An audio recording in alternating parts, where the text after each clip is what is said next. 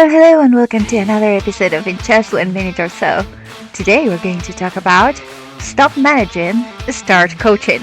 Let's jump in. Imagine this: your manager holds the paycheck, the promotion, and the axe. That's the world most of us grew up in. The traditional carrot and stick approach. You do great? Here's your carrot.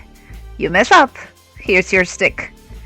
But what if the same manager is also supposed to be a coach?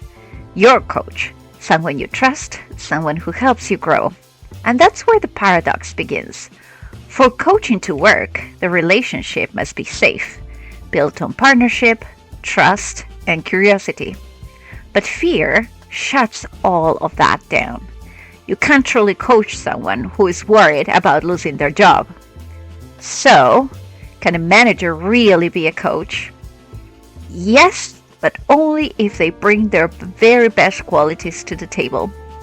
And that is empathy, integrity, a willingness to step back and let people think for themselves. And that's hard, because most of us were raised on telling people what to do. And think about it. As kids, parents told us what to do. Teachers told us what to do. The boss that you have tells you what to do. So what happens when we become leaders ourselves? We tell people what to do because it's all we have ever seen. And telling feels fast. It feels like control. But it's an illusion. People comply in front of you and resist behind your back. Performance drops, resentment grows, and the manager loses real control while believing they have it. On the other end of the spectrum is hands-off leadership. So this is just letting people figure it out. Sounds empowering, but without guidance, it often ends in failure, frustration, and blame. So what's the alternative? Coaching.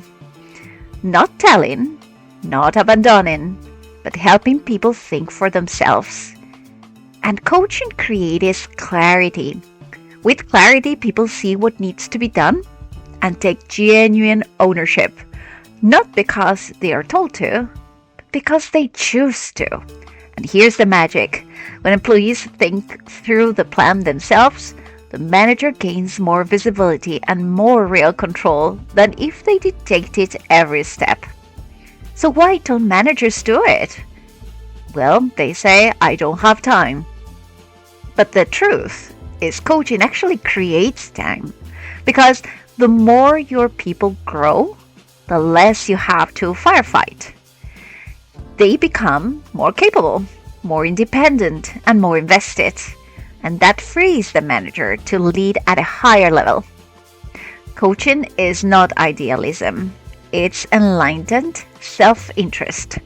So yes, sometimes crisis means you need to tell. That's fine.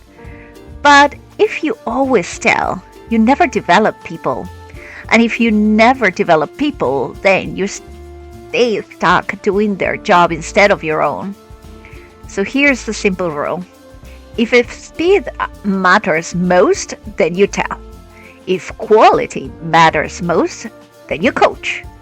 And if learning matters most, coach every time.